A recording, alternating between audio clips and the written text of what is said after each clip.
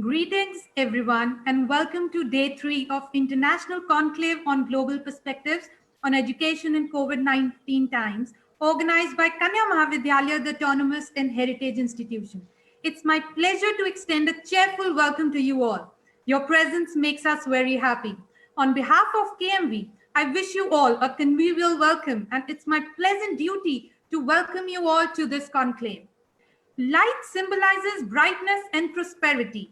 We can think of light as giving us new direction in life. With this noble thought, let us start today's session by lamp lighting ceremony.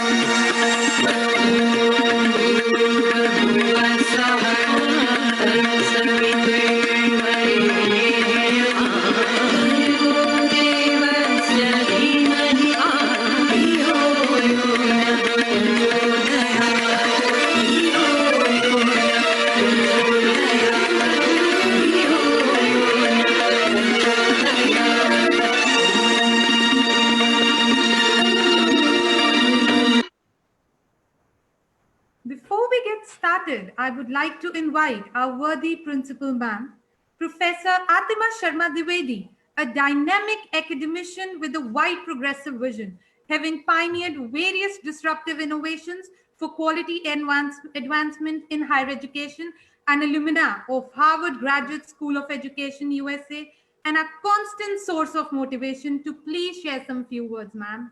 Thank you, Sonam, for this very liberal introduction. At the outset, I wish to welcome all the participants to this third day of the International Conclave on Education Methodologies during the COVID times. It's imperative, in fact, that we all hold a dialogue because the present situation was so unforeseen and so uncertain that a common pool of experiences and innovations that we are all arriving upon must be shared, and we must learn from each other. And what better platform than a global dialogue? That is why we are very happy to have with us outstanding scholars from across globe. We have had two very, very interesting and very worthful days of this conclave by very, I would say, outstanding scholars from US and from Europe. From Hungary yesterday, Dr. Mata and Dr. Janusz spoke. And before that, on the first day, we had Dr. Maria Zlaveta and Dr. Malavika Shetty from Boston University, USA. Today, again, we have an outstanding scholar, an eminent personality who has done so much in distant education, in remote education, online education, as we call it today. And since this is the need of the hour, his expertise, his research and experiences are most valuable. I remember from his visit, a previous conference, international conference in Kanya Vidyalaya of English Scholars Beyond Borders, he had held a very, very engrossing session. And we learned so much from his expertise. And so today we have Dr. Vijay Thakur with us. He is based in Oman and he teaches in a very leading university there. experimenting with disruptive innovations. And as you will see today, I don't need to say more, you have to see for yourself. What an innovative way of his reaching out to the students and teaching language.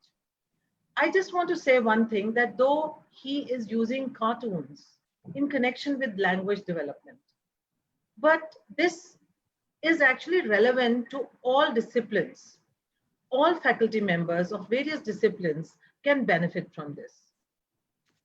Because this is the way that we have to go ahead in the coming days, engaging with our students, having their intellectual, emotional, motivational, and of course, psychological involvement with the teacher as we sit in the office or at home to engage with our students. So this is the effort.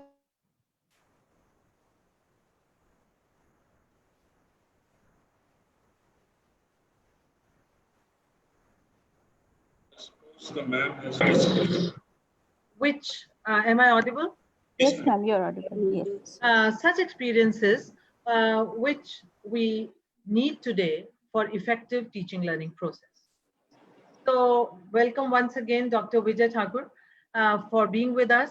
And I'm sure that this is again going to be a very engrossing session as we go ahead with it. So over to you. And I think the lady who's the anchor, she can take over from me now. Thank you once again. Miss John, our own John sir, and Dr. Edward has also joined us on this. So welcome to Dr. John Batalino and Dr. Edward Downs from Boston University, US. They are also here. I cannot see them right now, but as I have been told that they have joined, so I welcome both of you. And once again, I welcome all the other faculty members from across India and other countries who have joined us, and especially the students. And students, I just have to say one thing to you, that this session is absolutely for all of you. You must ask questions, you must share your views, hopefully on this session, but if the time doesn't allow, then you can get in dialogue with the resource persons on the email and the other portals that we will offer to you. And so on to I think Sonam can take over from me now. Thank you very much. Thank you so much, ma'am, for your warm welcome. Now, without taking much time, we will turn the time over to our speaker of the day. It's a great pleasure for me to introduce Dr. Vijay Singh Thakur, who is an associate professor in the Department of English Language and Literature of Dhofar University, Salalah, Oman. Currently, he is the Assistant Dean of the College of Arts and Applied Sciences of the university. He holds a doctorate degree in Applied Social Linguistics. His main publications include 2 books entitled Discourse Analysis of a Novel, Theory and Method, and Social Linguistic Perspectives of Politeness in Communication, and 2 edited books. He has published 31 research papers and presented at 20 international conferences in the field of applied social linguistics, discourse stylistics, cross-cultural pragmatics, and TESOL pedagogy. He is also a member on the editorial boards of Journal of English as an International Language, Asia TEFL Journal, International Journal for the Scholarship of Teaching and Learning, and Journal of English Scholars Beyond Borders. It is an honor to have Dr. Vijay Singh Thakur in our midst today. Inviting Dr. Vijay to express his views on the topic, promoting English language skills and critical thinking through the creativity of cartoons. On to you, sir. Thank you so much, Sonam Preet ji, for your introduction. And thanks to Professor Fatima Sharma ji, the principal of the college, and Dr. Gopi Sharma ji for having me on today's talk. And I also welcome all the participants. And let us begin.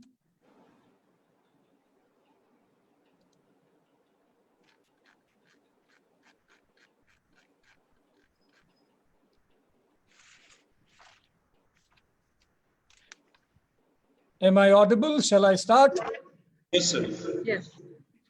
Okay, so As you already know, the talk for today is on promoting English language skills and critical thinking through the creativity of cartoons. Nowadays, we are going through a very tough time due to corona pandemic all over the world. And what we are missing terribly is the physical in-class face-to-face interaction. So I thought, why not choose something which can promote interaction, critical thinking, and language skills. So the main objective of today's conclave is to demonstrate how creative and critical aspects involved in the art of cartoons can be exploited to promote language skills and also vis-a-vis creative thinking skills in ELT classrooms. Now, a very obvious question that comes to our mind is, why cartoons? For the following reasons. There is a very famous Chinese proverb which says, a picture is better than 1,000 words. Meaning is that pictures are more expressive than, much more expressive than words. And then another strong reason is based in an American study which suggests that the nature of learning is this way. We learn 1% by taste, 1.5% by touch, 3.5% by smell, 11% by hearing, and maximum 83% by seeing, which means that maximum of amount of learning is visual by nature. And cartoons are a visual mode of communication. Next logical question is, why are cartoons suitable for language teaching and learning? There are so many features which are listed here. First of all, cartoons are mnemonic by nature. It's very difficult to forget a good cartoon. Once you see and you remember all the time. And there is a wide variety and broad coverage of topics. You will find cartoons on all aspects of human life. They are very realistic, authentic, and relevant to the context, to the situation, to people, to events. There is a lot of creativity involved, a lot of originality is there. They are always fresh. Every piece of cartoon, good cartoon, is a fresh piece. And there is spontaneity. They are spontaneous by nature. Cartoons also have a revealing nature. They don't express ideas or comments in a kind of language which is informative. They are revealing in nature. There is a lot of information gap and also opinion gap. And the reader will have to work it out. There is a lot of indirectness. Things are not directly projected or said. They are said in conveyed, the message is conveyed in an indirect mode. And the nature is suggestible. They are precise, clear, and focused. No unnecessary information is there. Cartoons are highly imaginative. They always provide something, offer something which is unusual. And that is why it is attention catching. Cartoons are two-dimensional.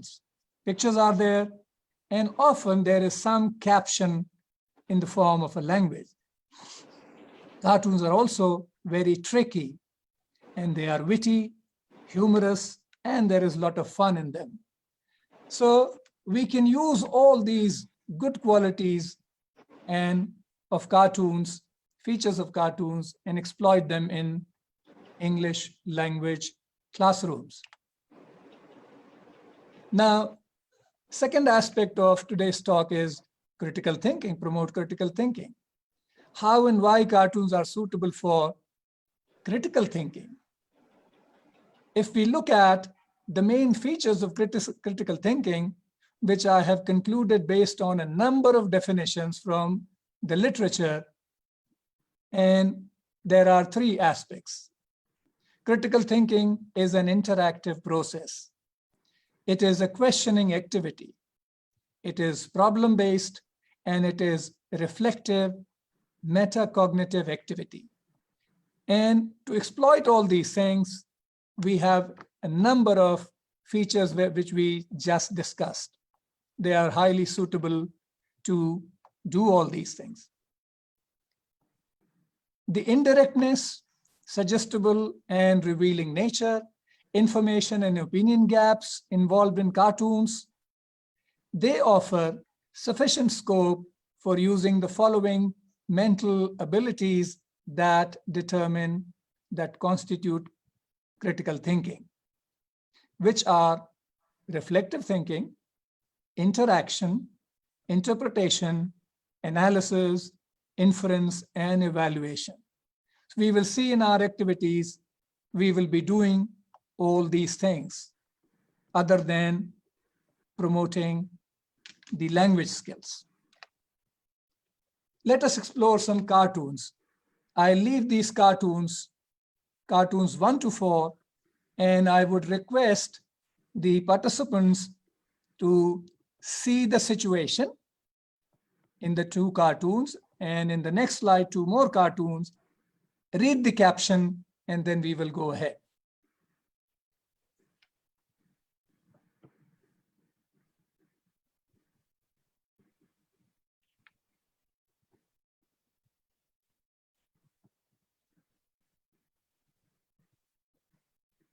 If you look at the first cartoon, the situation is a public service selection office. Sir, can you kindly share? Please share the screen. Sir, your screen is not visible. Click on share screen, please. We tried Can I earlier. continue? Sir, your screen is not visible. Screen is not Yes. visible. No. Till now it was not. Okay. Yeah. Start sharing the screen. Click on the share screen, then you'll get the options.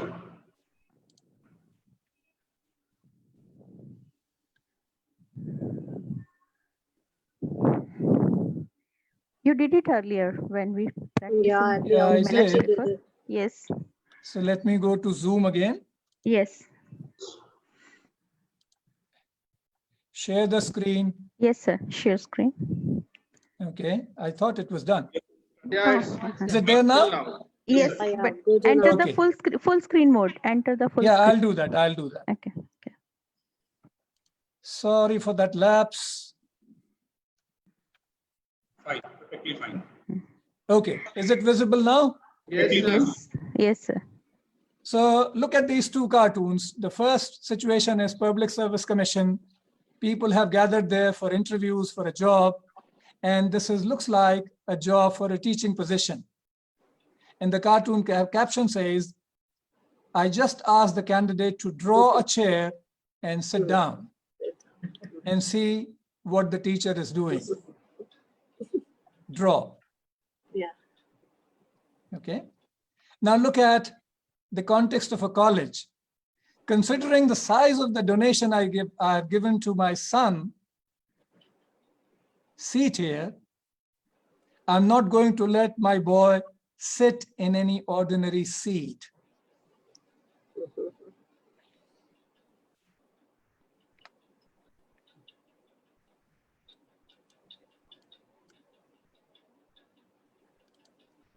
Now look at 2 other cartoons. This is a management training hostel or center kind of thing. Here is a man, and these are people are surprised. The caption says, I told you, the caliber of the new recruits is rather low. That young chap wants to know where the junior management pool is. So look at the use of word pool. And look at the fourth cartoon. People are busy, there is a huge team, and they are checking the pipeline. And somebody comes on top of the picture and announces, says, stop searching for the leak. It is not leak in the water pipes, it is leak in the funds allotted for the water pipes. So there is a satire, and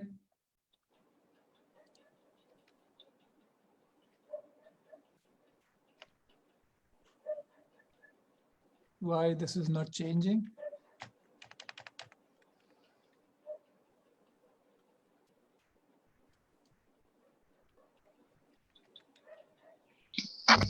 Sir, you click outside the screen first, like PPT, and then again click on the next button, it will change. We can print down Yeah, here. it does. Yeah. It got stuck somehow.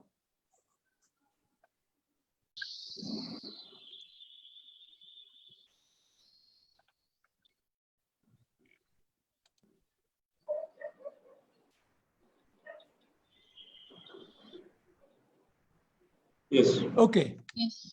So now here the language focus in the 4 cartoons that we saw is meaning in context. And whatever we saw, the confusion,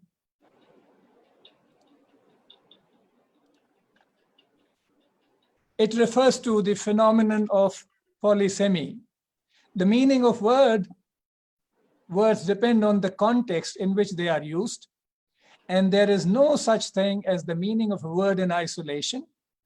And the success of communication depends on relating the word to its right context.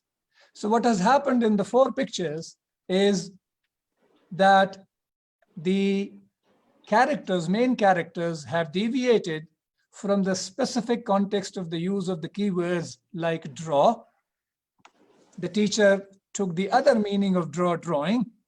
Seat, he wanted to get an admission for his son, so he brought a big chair. Pool, maybe pool, he thought it's a swimming pool kind of thing. And leak, they were misunderstood and they took the meaning in their wrong contexts. So by conclusion, we can say that meaning lies partly in words and rest in the minds of the speaker and the hearers.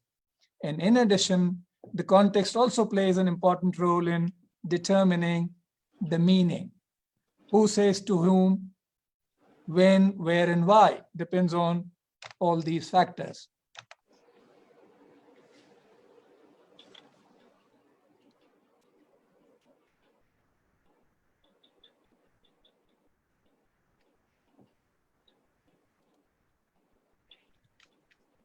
Now, so we saw 4 cartoons. We will see some more soon.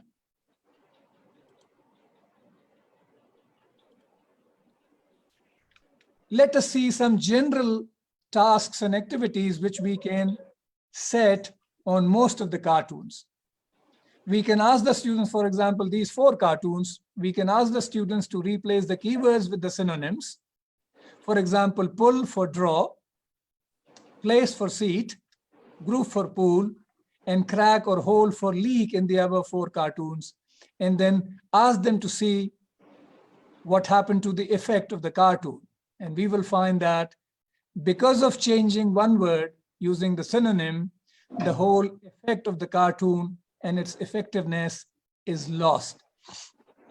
We can separate the pictorial content, picture, from the accompanying verbal content of 10 to 12 such cartoons, jumble them up, and ask the students to match the captions with the correct picture. Students can be asked to describe the situation in the cartoons and be motivated to prepare parallel cartoons using different themes, not the same theme. They can be asked to retell the story which is conveyed in the cartoon in their own words. And like when we watch a movie and tell the story to a friend, we don't use the same language. So when we retell something, we reinvent the language, and the language develops.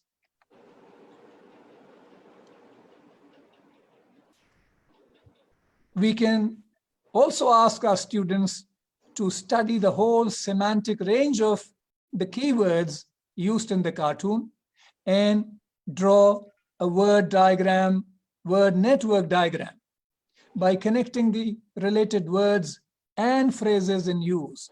This can be done as a pair or group activity, and this can be a very interactive activity. If they need, they can also use dictionary if there is a need. Students can also be motivated to develop dialogic conversations between the characters in the cartoons using the picture and caption. A guessing game can be planned. We can divide the class according to the number of cartoons. Each group will have one cartoon and will be required to supply clues in installments, not all at once, to the other groups, and the other groups will not have the cartoon. So based on their instructions, they will have to guess the persons and the situation depicted in the cartoon. The target groups may be allowed to ask some choice questions to identify the person and the event portrayed in the cartoon. The game may go on till the group succeeds in correctly describing the cartoon. These were some general activities. Let us see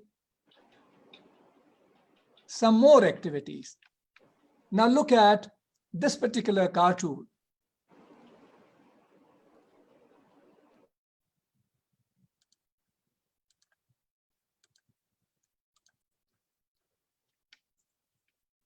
Looks like a person is sitting in front of a parliament kind of building or assembly.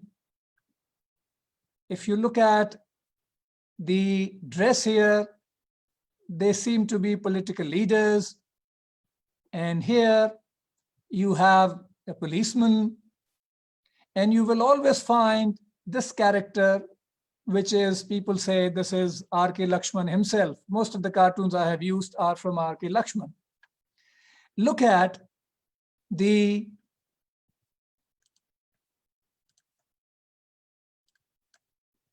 caption here. When all these people took interest and they came to him, the man is saying there must be some mistake. I am not fasting, I am starving. Look at the use of these two words, fasting and starving.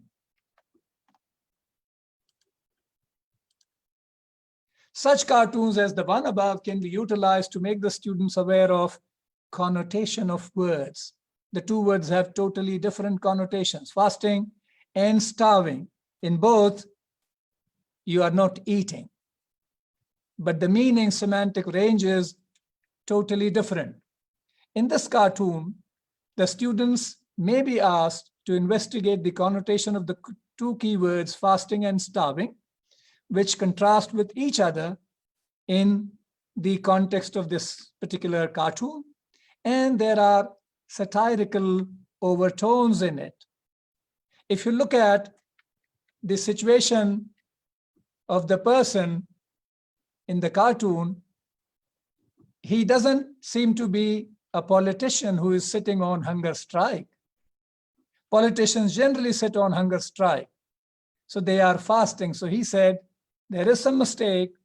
I'm not fasting, I'm starving. So there is a lot of satire in this.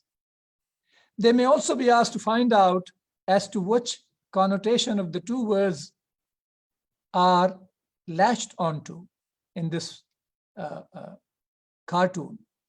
The students may also be asked to think of some other synonyms like obstacle and hurdle. They are synonyms. Rare and scarce, considerate and thoughtful, careful and cautious, and discriminate them on the basis of their connotation. And this can be done as a brainstorming activity. If there is a need, they can be allowed to use dictionary. And while doing these tasks as a pair activity or as a group activity, there will be a lot of conversation, authentic conversation about these tasks. Later, as an extension activity, students may be asked to look for other cartoons where such pairs of words are contrasted and discriminate them on the basis of their connotation. For this, they will have to scan a number of cartoons from the library and online resources, and also have to refer to a dictionary for understanding the complete semantic range of the two words which are being contrasted here based on their connotation. As a result, it will help develop their skills of using dictionary and also reading for specific purposes.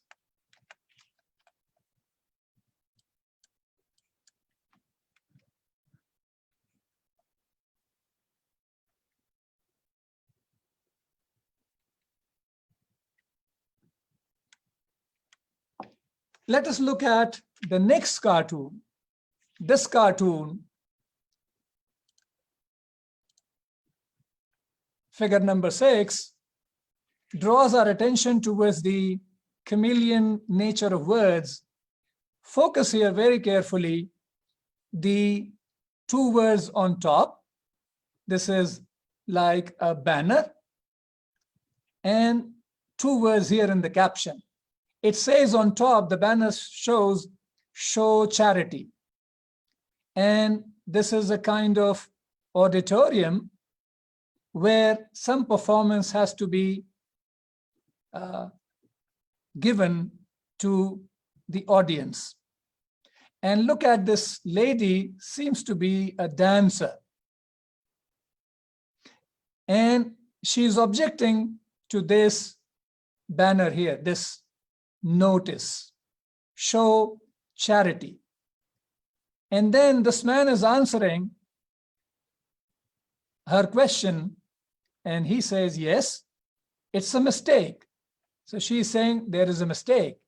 This should not be show charity. It's a charity show. I'll be performing, I'll be giving a dance performance for a cause of a charity. Person says, yes, it's a mistake. It should be charity show, but I suggest we leave it as it is till you finish your performance. A lot of critical thinking is involved here. Let us see how. The cartoon above demonstrates easily the importance of sequencing, the way we sequence our words. There is a contrast, clear contrast between show charity and charity show. And there is a lot of information related to language also. Grammar is also involved. In the first sequence, charity is an adjective, show charity. Be charitable. And show is a noun. But the same words in the sequence below have a different grammatical form. They take the different grammatical form. Show becomes a verb and charity becomes a noun. There is another difference. The first sequence is a phrase, show charity show. Second one, show charity, do it, takes a form of a sentence. And one more dissimilarity is there, in which students can be asked to figure out and come up with is, and that is what makes the performer, the dancer, angry. The sentence, show charity, has a derogatory meaning, which has a B, adverse comment on the dancer's performing abilities. It implies an appeal to the spectators to bear with her. Maybe she is a poor dancer.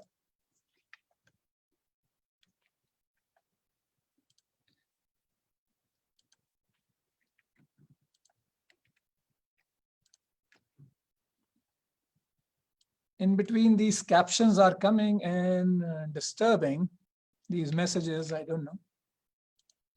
Okay. So as an extension activity, we can ask the students to uncover these differences and interpret the cartoon in their own language. They may also be asked to generate examples of similar contrastive sequences and discuss the difference in their structure and meaning on the same lines as we saw in the use of charity show and show charity. For example, phrases in such sequences: school day and day school, people concerned, concerned people, income tax, tax income, process description, description process, sentences involved, involved sentences, training workshop, workshop training, fast color, color fast, literature study, study literature. Meaning is different. Now look at this picture. We don't have any caption here. And here they have to read between and beyond the lines. There is nothing between the lines. A lot of meaning is beyond the lines. So there is a lorry, there is a driver, seems to be, the situation seems to be that there is a heavy rain. We don't see the wipers on the lorry, and he has to drive. So he has put a cow or a buffalo with its tail hanging on the screen, and when the lorry is running, out of disturbance, the cow or the buffalo is hanging the tail, which is functioning like a wiper. We can ask these questions. This is a very lighter, simpler exercise for critical thinking. Is the driver in the following picture above, it should be stupid or intelligent? Why do you think so? What is the purpose of this cartoon? Always there is a message. Through this picture, what is the message that the cartoonist wants to convey? Is there any important idea or message that the cartoonist wants to convey to the readers? Could that idea or message be explained with the same effect verbally, or is it more effective in the visual mode? How useful could the message conveyed in the cartoon be in our life? I have used these cartoons, and students come up with two different versions. Some people say he's very creative. There was a crisis and there was some urgency. He had to go. There was no mechanic or shop here to repair. So he found some creative solution. Other group of students, they argued that he's taking a risk. He's stupid. He's risking his own life and the lives of other people on the way on the road. Now look at some more critical pictures. Look at these two pictures. First one, there is a family. You can make out from their clothes, torn clothes, they are worried.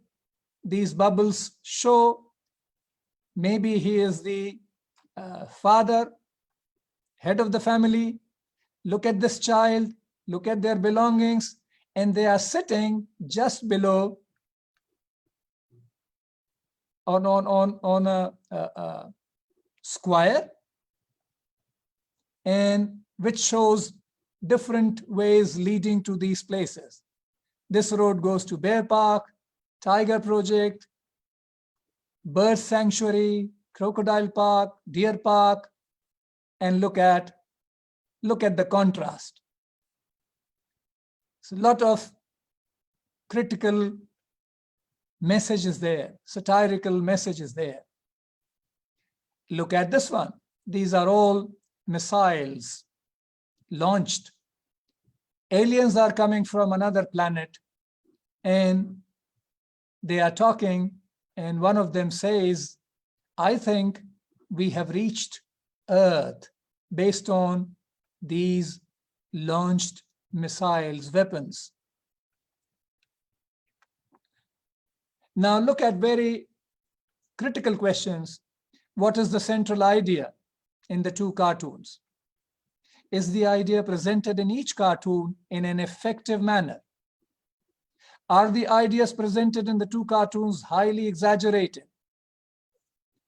Meaning they are far from the reality. If you think so, if you don't think so, why? Argue. How would you consider the two situations from a socio-political angle? Who is responsible for these amassing these weapons and making this kind of situation? Human beings are in a worse situation than animals. What is suggested about the people and the governments? How can the same idea be presented differently by using other situations? For example, write-up, article. How can the situation be changed for better? Discuss. So many questions which involve a lot of discussion, lot of good group work can be done. It can be interactive and it can be followed by a writing.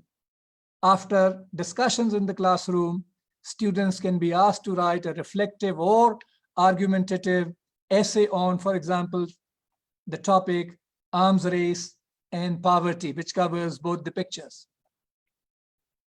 Now look at two more pictures, and here also you don't have any caption and there is a contrast.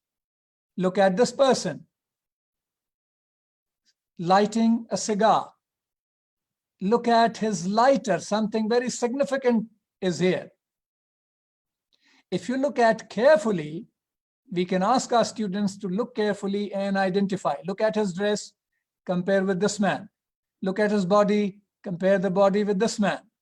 So there is a complete total contrast between the two.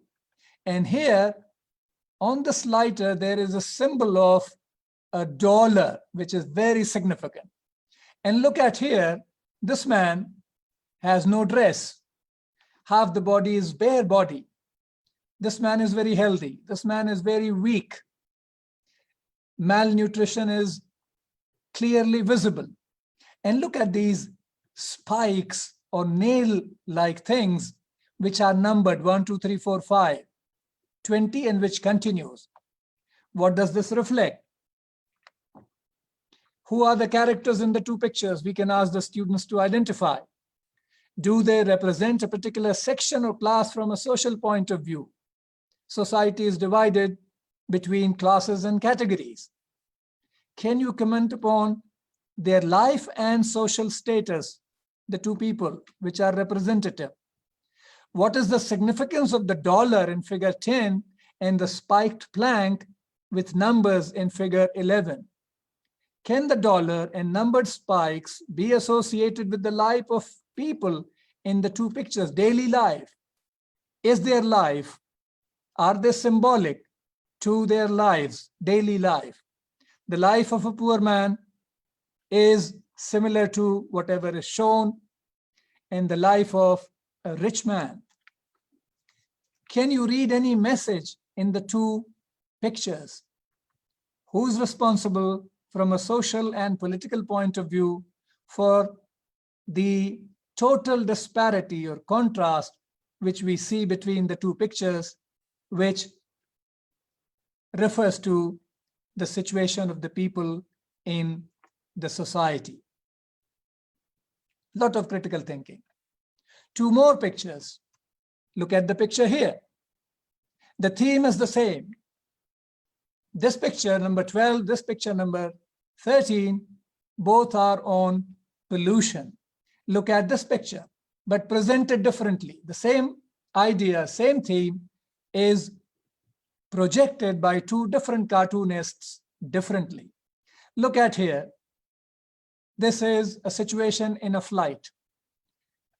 If you look at the picture, their shape, and here on the announcement screen, they look like aliens. And the pilot is making, alien pilot is making an announcement. He says, this is your pilot speaking. Look at outside the window, lot of smoke, pollution. So he says, this is your pilot speaking. We are about to land on Earth. Please put on your oxygen masks because you are about to land on your Earth. Look at the situation of pollution on Earth. This is by Lakshman. Look at, these are factories, chimneys, lot of pollution. Here also air pollution from chimneys. Here also air pollution from chimneys, from industries. And people are going, one person is going on a scooter, the other two are walking. You can identify who this character is. This is a Superman who is immortal in children's stories. Look at the caption. These two people are saying the upper region must be getting highly polluted. First it was small birds, then the pigeons, then crows, and now the poor Superman himself. So the pollution on Earth has killed even the Superman, which is an immortal character. Look at the task. We can ask the students to study the point of view adopted by the two cartoonists in their cartoons. Both are talking about pollution. They have exaggerated the situation and they are trying to draw your attention. Point out the humorous aspect. Yes, when we see, we laugh in both the cartoons, but later we realize behind that humor, there are very, very serious aspects involved. How much is true and how much exaggerated in the two pictures? Students have to assess the real situation and then comment, give their opinion with reasons, with justifications. Is the exaggeration by the cartoonists, two cartoonists, justified? If so, how? If not, why? Which cartoon, in your opinion, projects the problem more effectively? Why do you think so? Compare, discuss. Is it possible or impossible to control the problem projected in the two cartoons? In either case, argue and discuss how. After a lot of group discussion, lot of arguments, opinion exchanging, we can give an extension task to write a reflective critique of the two cartoons. And this is the last cartoon, very popular cartoon.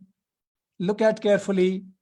There is a huge elephant, no caption at all.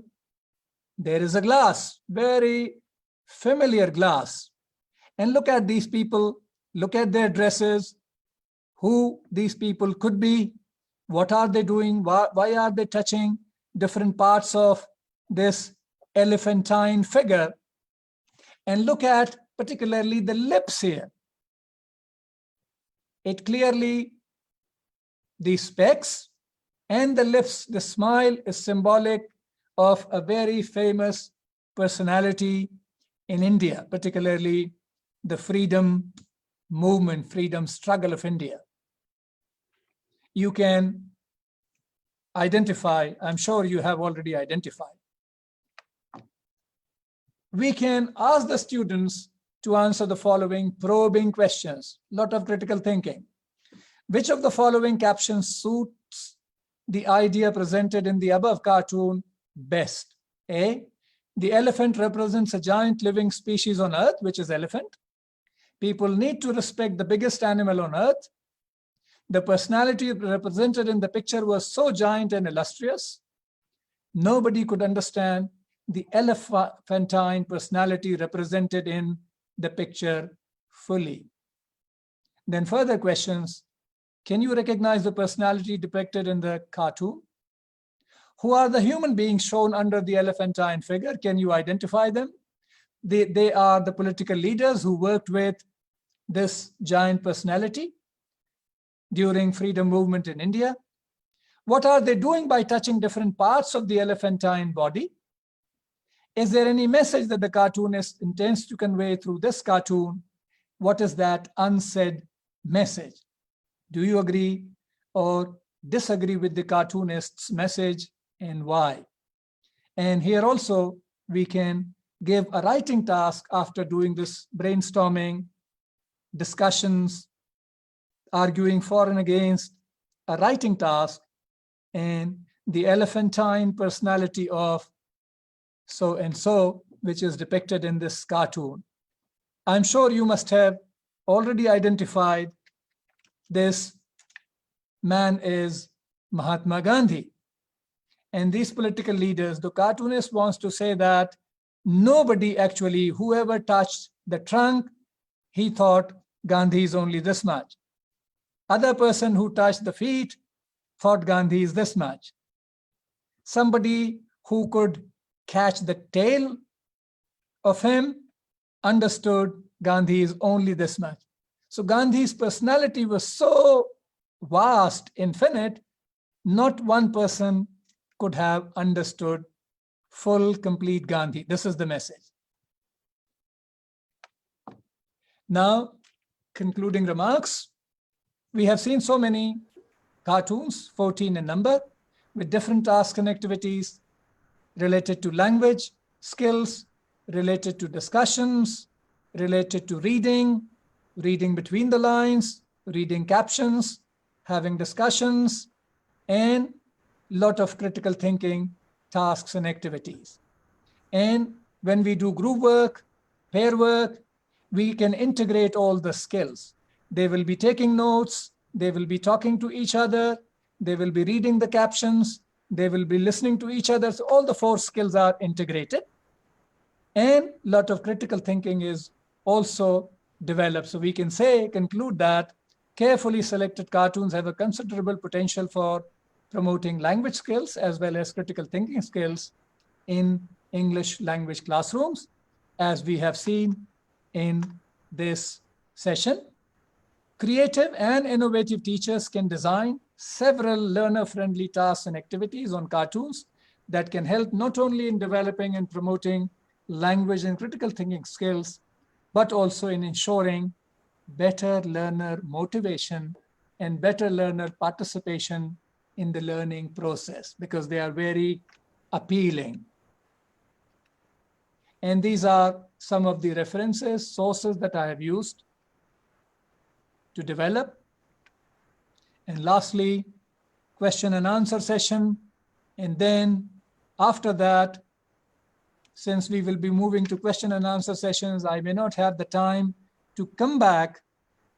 And after that, I would like to express many thanks for everyone, those who invited me, and all the participants for taking part in this professional development conclave. Thank you so much, sir, for sharing your views and expertise on such an interesting topic. I guess we'll go ahead and take some time for questions now. So shall I remove this one? Yes, sir. You stop sharing the screen so that you can be back to the main window. All right. We have. Did I take more time? Did I exceed the limit? No, sir, not at all. No, it was so. So we have Aparna. She's going to ask questions. Okay. Over to Aparna. Good evening, sir. Good evening to all. I'm Kanya Sharma, pursuing bachelor's in biotechnology. Be loud, please. Yeah, please. Be loud. Yeah, not audible. Good evening, sir. Very good evening. I'm Aparna Sharma, pursuing bachelor's in biotechnology from Kanya, Maha Vidyalaya. I just Okay. want to ask that in the present virtual system, how can the students be engaged completely in the learning? Please guide. Sorry, can you repeat? I could not. How can the... In the present virtual system, how Yes. can the students be engaged completely in the learning? We are also facing, everyone is facing the same problem. We have limitations of a virtual classroom. This is not physical face-to-face classroom. There are many students, they are not visible. So the complete whole class is not in front of the teacher. Sir, can you switch So on your? maybe they can come one by one, interact, or first of all, we need more time. So suppose usual 1 hour class should be at least 1 hour and 30 minutes. And then maybe group discussion. What I would suggest, we can divide the class, we can have some agreed upon arrangement with the students. Suppose there are 30 students or 40 students, there are 10 groups or 50 students, 5 each or 4 each or 6 each, depending on the size. And every day during that half an hour extra time, first we need to design some group activity which is interactive. I have given some examples here. Again, depends on the lesson, what you are doing, what you are dealing with. And then one group as a model does interactive activity and all others watch. Next day, another group. Next day, yet another group. So on rotation, this is one way we can address this issue of making interactive. What Sir, we are facing here is students are interacting only through the chat box. Yes, no, and writing half a sentence, one sentence, so there is no real interaction. So if we can afford to extend the time for extra half an hour, and there we can bridge this gap and address this issue of interaction. Sir, may I request- Can I have an observation before the next question, if you allow me? Dr. Vijay, can you hear me? Yeah, I can. Okay, so I just wanted to, just an observation and, addressing all especially the teachers here, that of course, your relevance to the whole talk was for language development and for critical thinking. But Yeah. as I was listening to you, I think the creativity is the watchword and of your whole talk. And I was thinking that, teachers of social sciences, let's say political science, sociology, people of environment sciences, I was just thinking about each cartoon that you showed. And we could have thousands of cartoons here and there, or even develop our own cartoons, in some form if we go creative. So I think even in the teaching of mathematics, I was thinking, in the teaching of a subject like commerce, we could create some cartoons and invite the students to be creative, go as far as they can in developing that idea as per their disciplines. So I think teachers of all disciplines, they have the relevance in development of the subject through the pictures or through the cartoons. So this is a small intervention because this was all the while you were talking about language development and critical thinking. I was thinking that, this is applicable to almost every subject. I was even thinking that even a teacher of chemistry could draw some pictures and, tell the students to develop their, questions around that, or their answers around whatever she's trying to show. So, I mean, this is very creative and just an observation that it can be used in almost all the classrooms. Thank you. And I would like to add something further. I would like to add something further to what ma'am has said just now. There are cartoons on all the topics, on topics related to social science, medical science, politics, history, individual personalities. I had a chance to get one book, which was very surprisingly, I was surprised. It was by 2 authors, 2 cartoonists. Half the book was included cartoons of R.K. Lakshman. Next half was Bal Thackeray. He was also a very good cartoonist. Both Lakshman and Bal Thackeray had started their career in Free Press Journal, and they both used to sit side by side. Their tables were together. So I saw many cartoons which are political. So maybe project work can be done. Political history of India through cartoons. That's very fascinating, in fact. Well, I think history is another subject you could do on Yes. cartoons. You could go as creative as you can imagine. So I just wanted to say this because I thought that let's not limit what you have said. It should be understood in a wider perspective. Yeah. And I think faculties of all the disciplines, they should be able to draw some creativity. And especially in the present scenario, because just as this the student asked a question as to how you can create interest among all the students and their retention or their interest in the lectures. So I think this is a wonderful way of creating that interest, and you can captivate the larger number of people into such like learning processes. So my compliments for this, and I would like now the questions to continue. Maybe to switch on your camera, please. And we also have, I think, Dr. Maria, who's also with us today. So welcome to you, Dr. Slaveta. And I hope that for you, this is amazing because you are also an English language teacher. So while I say welcome to you, I also am glad to observe that this is of great interest. This must be of great interest to you as well. Thank you. Also, I would like to add in the observation of principal ma'am that we have animation department. So the teachers can work with the animation students and design the cartoons which can be posted to the students like concerning their lectures. That can be given as assignment to them. Next question is by Kamakshi. Kamakshi, can you please? Yes, sir. Good evening, everyone. Good evening, sir. My name is Kamakshi Sharma, and I am pursuing the final year of PA Honours English at the Heritage and Autonomous Institution, Kanya Maha Vidyalaya. First of all, I would like to extend my gratitude to you. First of all, I would like to extend my gratitude to you for enlightening us with your illuminating words. Thank you so much.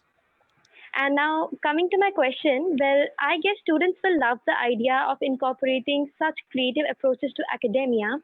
But do you think parents will understand or like the idea of teachers using cartoons to enhance these skills? Thank you. Teachers using cartoons? My question is that do you think parents will understand or like the idea of teachers using cartoons to enhance these skills? Why won't they? Where is the objection? Tell me. Why should they object? Well, Nobody hates cartoons. Every morning when we take newspapers, for example, Times of India, for almost nearly more than 45 years, every day R.K. Lakshman gave one cartoon. And many people look for it. They enjoy it. But only the problem is that we need to find relevant cartoons, relevant to our teaching item. Another good alternative is thousands and thousands of small videos are there, which can be used. Recently, I had done in the American University of Sharjah, my talk was, how can we make English for specific purposes as a discovery-oriented teaching, because all scientific disciplines are discovery-oriented. So I took one 3 minutes video, which was a fight between a snake and a grasshopper, very rare video. This was an individual contribution, and it was bought by Discovery Channel for $2 million. And I used it as a warm-up activity. And I asked the question, we have the notion that the more powerful or the most powerful defeats the weaker person. If you look at the grasshopper and snakes, they eat insects. Can you imagine who will win? Everybody said grasshopper will die. And when they saw the video, they were shocked. 3 hours, the whole fight. Grasshopper killed the snake at the end. And then I continued my presentation. So videos can be for always it is good to start a lesson with a warm-up to set the context, tone, and tenor of the ongoing lesson and the activities. And put all the students on the thinking and participating mode from the very beginning. Why wait, give introductory lecture for 10 minutes, 15 minutes, then warm them up, and then they start participating? Why not from the very beginning? So warm-up activities, if we plan carefully, it can be a picture, it can be a cartoon, it can be a small video, it can be a painting, it can be an anecdote, it can be a joke, good joke. I had done one presentation in here, Sultan Qaboos University, how to exploit jokes and anecdotes to teach language skills. So these are all authentic materials, and I don't think anybody will object unless the cartoon is very low level and it has, the message which is biased or insulting. Otherwise, it's a good material to be used. May I come in at this Well, moment? Rose. This is Naima Han from Leeds. Yes, ma'am, please. Okay, I don't have a question. I just want to thank Vijay for, such a useful talk. Very, very useful, very, very practical. And just share a tip that we have. So at schools, parents are usually, at the start of the year, parents are usually given a handout or a small booklet, just telling them about the kind of learning materials and activities that the children will be using and, the activities they'll be doing. So, maybe this is one way around getting parents on board, because in some contexts, parents may feel that cartoons are not educational, although just, as Vijay, you have just shown us, there is so much to be learned and done with cartoons. So maybe getting parents on board, making them partners right at the beginning of the course. Thank you. And I would like to add to what you have just said. Look at, the comic stories, comics. Give a comic story and a textbook to children and see where is the natural attraction towards the comic stories or the textbook.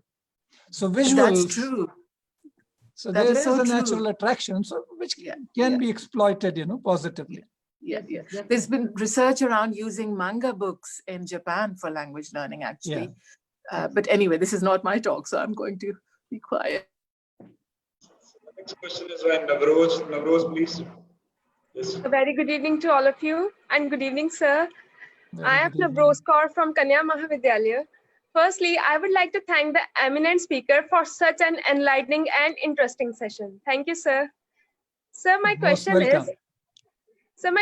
is, what is the most effective method of online teaching to ensure that weaker students are not left behind during COVID-19 pandemic? Again, planning the lesson carefully. There is a lot of work involved. Okay. Yes, So what sir. we are doing, actually, it's a flipped classroom situation. What used to happen inside the classroom is happening in your houses. So we will have to reverse the process. So what we are doing here, trying our best, we are creating some small 15 to 20 minutes video for the upcoming lesson next day and uploading a lot of related material, small handouts, PowerPoint slides, and the video, and also exploring related videos. And what students are expected to do, they work on those, listen to those videos, read those materials, and come prepared for the discussion in the classroom, which we used to give as homework here. So it is reversed now. So this way, they are becoming more independent. They have to, okay? And what happens in the classroom is when they come prepared. They are aware of what is going to be discussed and done in the classroom. So a lot of work they have already done. So it can be interactive that way. And again, depends on the tasks and activities that you design. In my opinion, every day there should be at least one task in which a sort of group activity, even if it is through chat, whatever. If they can speak, yes, they can speak. The main problem here we are facing is the girls, because of conservative culture, traditional culture, they don't speak. Then we ask them just to write. Some boys, they do speak. But in countries like India and UK, this problem is not there. They don't mind. So maybe again, as I said in the beginning, on rotation, in one class, everybody cannot be accommodated. If it was a real class, it is very easy. So you cannot substitute the physical presence of the teacher. Teacher is not there to control all together at once. There is a better control, better monitoring, better feedback management, simultaneous. Since it is virtual, there is a lot of distance. We have this shortcoming. Thank you, sir. So the next question is by Simar. Simar, please. Good evening, everyone. I am Simarjit Kaur, student of Masters in Fashion Designing in Kanya Maha Vidyalaya. I would like to thank you, sir, for such an informative session. My question is, virtual learning is on the whole a good initiative as students learn to make the best use of technology, but is there any surety that they would not misuse the technology? Who, the students? Yes, sir. Are you talking about students? Yes, sir. Yes, there is a possibility of misusing, especially exams, assessments, plagiarism. Many are doing. The other day I watched a news in India and they were saying this year in Delhi, unexpectedly, the percentage is very high. Majority of the students have got 90 plus. So now that cutoff admission requirement, they are facing it, facing difficulty in that. But yes, but in the long run, if it is there, they can be. There are, like we tried to explore to avoid cheating in exam. Okay. Then we contacted one company, but they were demanding 90,000 reals. 1 real is 200 rupees nowadays in Indian currency. So 90,000 reals they were asking. So they will have a monitor room. All the students' faces will be scanned, stored in the system. So if they move anywhere, if they touch anything, if they try to cheat with evidence, we can detect. So yes, misuse is happening. But there are also solutions for that. But we need to invest more. But what the phase that we are in now, this is just, somehow managing kind of stage. If it has to continue, let's say for the next 10 years, then we will develop our own systems and mechanisms to control all these things.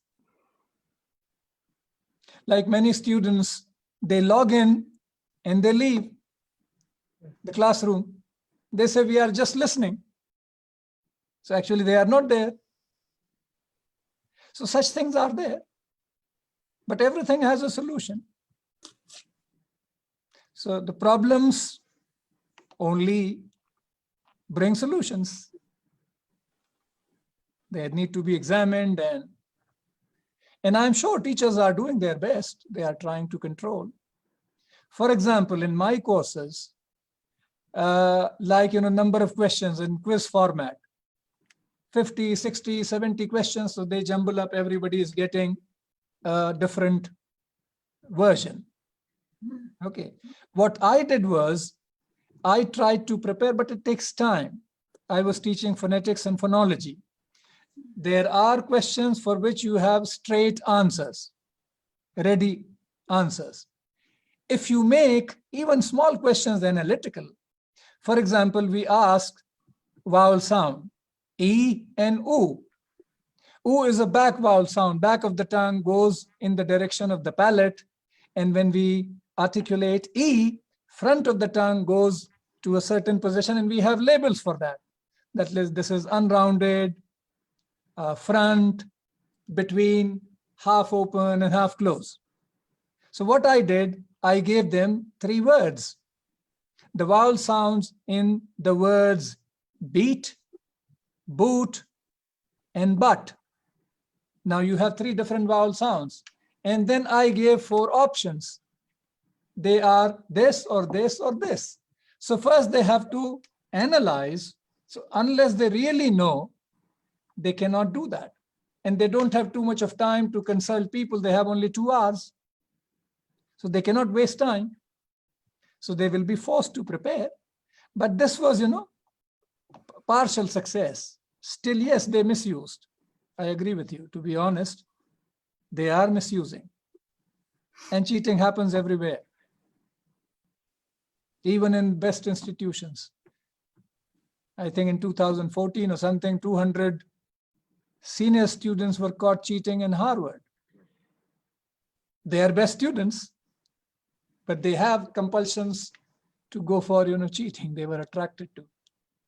So yes, those things are there, but parallelly, we need to develop our own mechanisms to counter them and neutralize them. Thank you, sir. The next question is in the chat box by Tanya, student of biotechnology. She's saying that in science, more emphasis is on practical training and demonstration. How cartooning will improve teaching and learning in the present scenario of COVID-19? Practical courses. Yes, sir. Like labs and all that. Yes, sir. Yes, sir. Yes, these are the practical problems. So either we are also facing this. So what we are doing is, now we are trying to bring them next semester at least for 15 days. Okay, we teach them and they come for 15 days, whole semester, they cannot be here. And we will do all the practicals. This is one option. Another one, for example, we don't have, the visuals for all the practicals. Okay, like in medical studies, before people used to get first year when they used to teach anatomy, a dead body for a whole year, and they used to do their dissections of different parts. But nowadays, they are not using dead bodies. They have developed for all dissections, different practicals, 3D images. So that is as good as doing practical. So maybe some parallel assignments can be given, projects can be given for the time being. Again, the quality, I don't know, plagiarism, how to control that, whether they have done or not. So we will have to develop all these things. Yes, these are the problems. And people are, as the problems are cropping up, when we encounter, on the way, we are also trying to find, solutions to that. Sir, we have a question from Mr. Ramesh. Gopi, there is one question from Aman. That's what I'm going to read. Exactly the same question I was reading. Which level do you think is suitable for using cartoons in ELT classes? Do you think we can use them for beginners? Sorry? I'm repeating it, sir. Which level do you think is suitable for using cartoons in ELT classes? All levels, from school level up to postgraduate level, PhD level. Depends, there are different types of cartoons. For beginners also, you have suitable cartoons. 2 of my friends, they have done their PhDs on cartoons.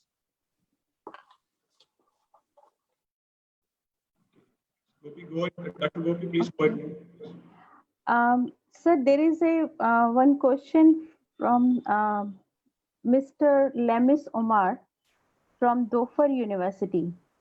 So he has a quite big question. Do you find machine translation effective in this context, especially when there is connotative meaning or play on words? Machine translation, Yes, sir. Google translation, not all the time. Okay. Sometimes you translate, and when you get the translated text, again, you have to review it. It is not 100%. Again, the meaning in context, the computer is artificial intelligence. It doesn't understand the use in context, what is the right use. So it gives you a closer meaning, but it helps. So you have to review it, and at crucial points, you have to revise it. Like if you give this caption, which we saw in double meaning, I don't think Google will be able to provide the exact translation, what is expected in terms of effect in some of the cartoons, for example. Okay, sir. And there are But it helps. It gives you 80%, 90%. It helps. So there are a couple of observations, and one Jasmine Kaur wants to say to you that this approach to creating cartoons will absolutely make the boring concepts more interesting, and relevant material will be retained for a long time. And voice is very feeble, so I'm not able to. Is it audible now? Yeah, but try to say a little louder. Okay. Yes.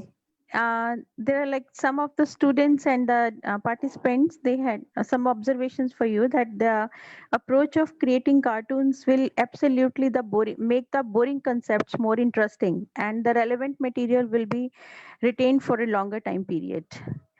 And also the Ravneet Sani wished to say that according to one of the research papers, cartoon-based learning leads to positive change in the endocrine system, which even I don't know about this, that the bio can be related, like functioning of the body cells or so. The glands can work better, like if you read through the cartoons. And hello, sir, are you there? Yeah. Okay. And now with these couple of observations, we can move on to the next question. Pradeep sir, we have students in the line. We're done with the students' work, Dr. Gopi. Okay. So I cannot see more questions. Like there are many observations in the chat box. Like they are appreciative for the talk, and they are giving their yes. One question is it valuable in Sanskrit class? Is it valuable in Sanskrit class? Sanskrit? Yes, sir. Depends. Why not? Why not? Any language. Any language. One of my friends, she did her husband himself is a cartoonist in a Kannada language, Andhra Pradesh. So wife has done PhD on the cartoons published by her own husband in Kannada language. So why not Sanskrit? Okay. Well, anything actually, you can develop critical thinking and language skills, and so much other, that you can do a lot with the pictures and with, just as Dr. Vijay has already, brought out. So wonderful. It's amazing session.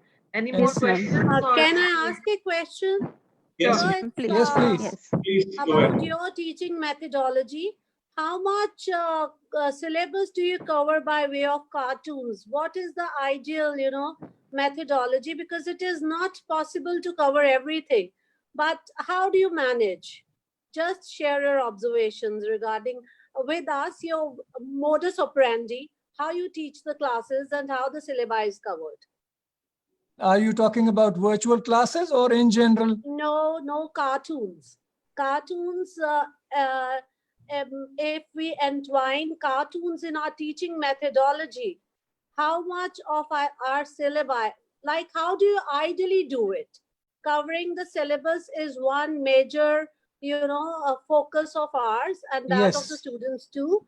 How do you make a perfect amalgam of these? Or you're teaching your classes only through cartoons at some level? How can we start as starters? Tell us something. I am not suggesting by any way that in each class, the whole lesson should be based on cartoons. This is for only this session. Sometimes cartoons or videos or visuals or anecdote related to your teaching item on that day's lesson. So sometimes I use only for warm-up. Right, right. And then move on to the topic item, the topic of that lesson. And yes, you are right that you have to, and especially coordinated courses, when there is a big team, all have to be more or less at the same pace and complete. There will be a unified exam, so you don't have that freedom. And they have meetings, they review from time to time how much is covered. And sometimes, yes, 10%, 50%, they can compromise also. But it cannot so happen that you completed only 15% of the 50% of the course and 50% could not be completed. Right, right. I think projects, if I may add, that some projects can be done as supportive activity for the topics, etc., depending on how the teacher can make use of these pictures and these cartoons. Yeah. So it depends on the teacher to be more, situation, the application as per the situation has to be created. So just keeping these things in mind will have more creativity, will have a diversity of activity.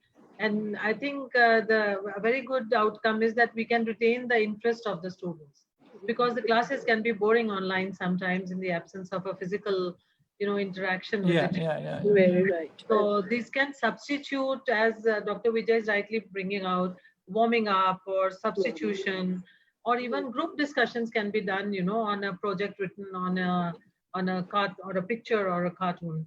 So that kind of thing that teacher has to be creative. Yeah, exactly. Thank you so much, sir. Thank you, ma'am. Request to the audience, if you have any question, do post in the chat box or just raise your hand. I think by the time you finding more people to come up and speak out, I would like to also mention that, today we were also expecting to listen to Dr. Douglas from Scotland, Rosemary Douglas. But unfortunately, she met with an accident and she has been advised complete rest without, having a light in her room. I think she, as told by one of her assistants, that she had I think some brain, some injury or something. So through this medium, we all wish her very speedy recovery. And I just wanted to bring it to everyone's notice that she could not join us today because of this unfortunate development at her end. So our best wishes. We pray to God for a very speedy recovery. And maybe next time, whenever we meet next, we can have her amidst us. Sure, sure. So, Dr. Vijay, thank you so much for, filling up for her absence as well, because she was supposed to be with you in this session. But as I said, that next time we will definitely have her with us. We have a guest from Boston University, Dr. Maria. I just wanted to show on screen spotlight. So, hi, Maria. How are you? Very good to have you. I was remembering you that since you are an English language teacher, so do you have heard this whole conversation? So do you how much usage of cartoons or pictures do you, if at all you do it? We do it occasionally, and exactly for the reasons that you mentioned, to retain student interest, but also because it's a tool of critical analysis. It's a highly synthetic exercise to be able to decode the meaning, as the presenter was talking about, of a cartoon, because there's lots of connotations embedded in the image, in the play on the language. So it's a very sophisticated exercise. So it may seem lighter than the usual tools of instruction, but in fact, it's highly synthetic. It's a critical thinking exercise that we apply whenever we can. Again, to warm up for a discussion of argumentation, for instance, or on its own to really spend time talking about the language and the implications of the cartoon that can be in any subject. In fact, as you said, political science, history, but not just the social sciences or the humanities. They could be used in other disciplines as well. So absolutely, I really thought this was fascinating and a really very well developed set of exercises and questions that trigger the students' thinking. As the presenter was saying, Dr. Vijay was saying, it integrates all the skills, not just the language skills, but everything that goes into knowledge building. Yes, that's right. I was wondering while you were saying other subjects, like, people in mathematics, they play around a lot with pi. So when I was just listening to Dr. Vijay, I was thinking that, they could make some cartoons or pictures of pi, and, they could play around a lot with that too, and lead to very interesting learning, because mathematics and sciences, I feel that they could be very intense subjects. So just to get out of that, routine or that so-called boredom, one can use these things. So can be very creative for all subjects. Absolutely. And in fact, a big emphasis in instruction nowadays at our university and just across the disciplines is using multimodal writing. So this is exactly, it engages all the senses, and in fact, it activates, and all the cognitive skills. So it's a wonderful tool. Yes, absolutely. I think while we are all now doing, I think we are relearning the new and resetting new models of teaching and learning. These inputs are extremely important.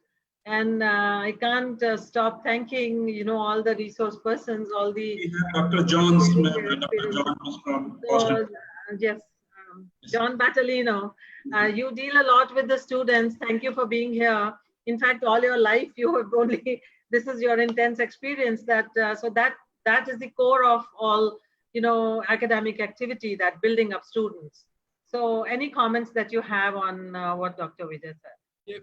Brilliant. I spend my life trying to get students to open up and to talk. And if there's any way that we can introduce any number of teaching tools into the classroom, I do appreciate the fact that Dr. Vijay mentioned that it has to be done at a smart, high level.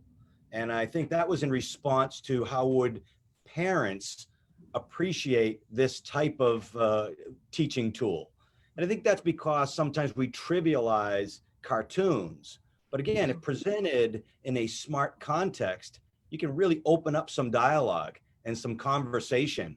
So I thought it was brilliant. And of course, my colleague here at Boston University, wicked smart, Dr. Maria, has mentioned that any number of ways that we can get folks in the classroom to think differently and to reframe their position around, well, listen, political satire has been in our lives forever. There's been any number of ways that we've used cartoons and images to get us to think differently and to open up, because while a picture does have can present a 1,000 words or 1,000 meanings, we all come at that with our own biases and with our own perspectives.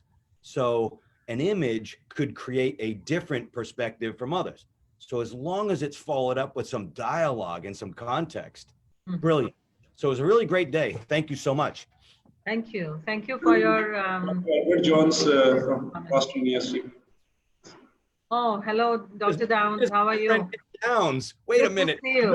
No one inspires students as much as this guy. He gets people to think, he gets people to talk, and it's because he's creative.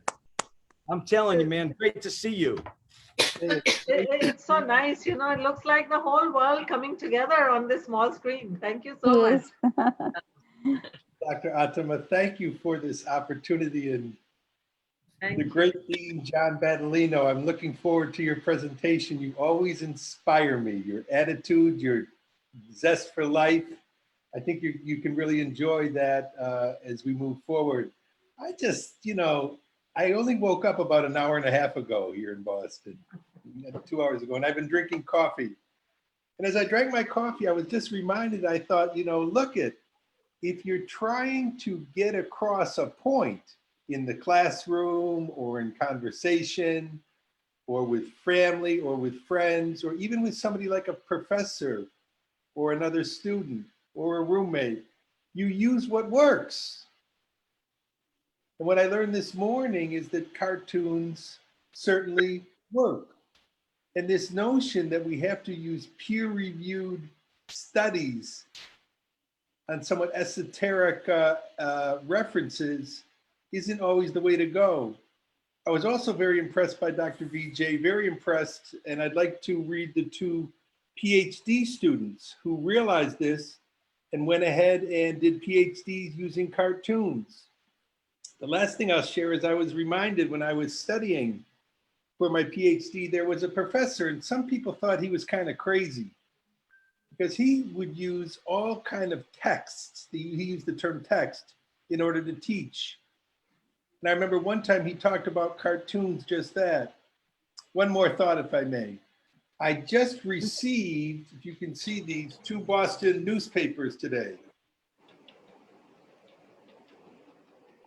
And what I'm interested, what's so interesting about these is that they each contain political cartoons. These political cartoons educate and inspire us.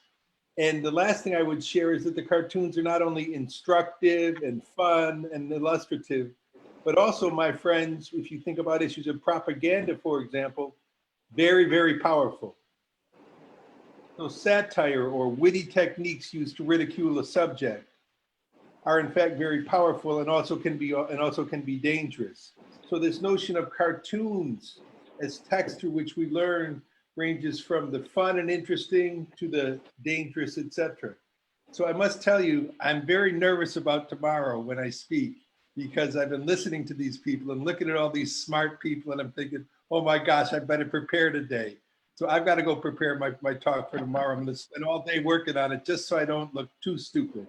But thank you very much. And remember, cartoons, informative all the way to political and powerful. Thanks. Dr. Downs, I have actually attended your classes. I have seen you talking to your students, and you are the master of communication, as you know, John Battolino just brought out, that you can like put across and connect with people like no one else. So I wonder how you have not used cartoons so far. I'm sure you have, because your classrooms are so creative. And I have never forgotten the aha moments that you make in your classrooms. So next time I think I attend a class of yours, there's going to be a cartoon, I'm sure. Thank you. Thank you. Any advice, Dr. Atama, you can give me, I'm going to take. I want to be like, that's all, that's sort of my life's goal, is to be more like Dr. Atama. So thank you. And when you come in, I'll have a cartoon or 2 to share. Thank you. Thank you. Before we move on to the next part, there's just one important announcement, because I'm getting many messages from the participants about the certificates. It's our humble request that we can send only 100 certificates in one day. There are Google software issues. So please be patient. We are sending certificates. And even if after 2 or 3 days you don't get the certificates, then please send me the message on WhatsApp. Thank you so much. We can go back to Sonam, please now. Thank you so much, ma'am. And thank you everyone for sharing your views. So moving forward, we would like to present a virtual hostel tour of Kanya Maha Vidyalaya, the autonomous and heritage institution where our students feel like home. I think John is going to connect a lot with that.